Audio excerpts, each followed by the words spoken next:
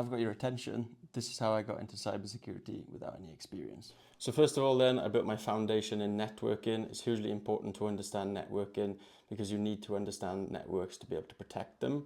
And I did a degree in business and IT. It had a small networking module.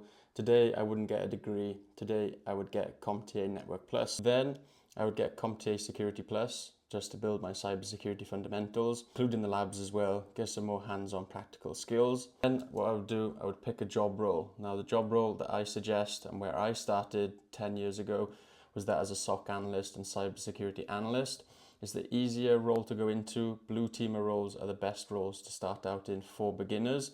It does take time to get into a blue teamer role, but it is much easier than a red teamer role like ethical hacking or penetration testing. Now, these are the type of skills that I use on a daily basis. SIEM, AI and automation is a brand new one, so learning about tines and talk workflows, for example. Instant response, how to respond to different attacks and different scenarios. Cloud attack and defense, understanding how attackers are attacking the cloud. Learn the most common attacks that are out there, your phishing, your malware, how to defend against them.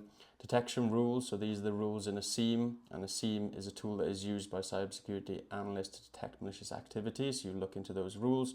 Threat intelligence and threat hunting. Threat intelligence, using open source information to understand the latest attacker techniques.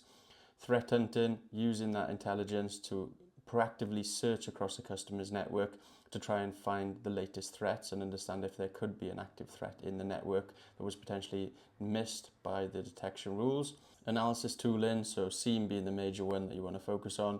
And then customer service, so you're going to be dealing with customers as the best companies to work for when you're starting out are managed security service companies. So you want to be good at customer service and basically detailing complex technical issues in a simplified way. So once I learned all of these skills, I then did my home projects. So the home projects these days need to relate to each one of these areas. Set up your own SIEM at home, set up your own AI and automation tasks related to the SIEM, for example, do some instant response tabletop exercises. These projects need to relate to each of these areas, and that's what gives you experience. Then you put all of this on your resume and your CV, and you want to be consistent with applying for jobs. Even now with experience, it takes me time to get jobs.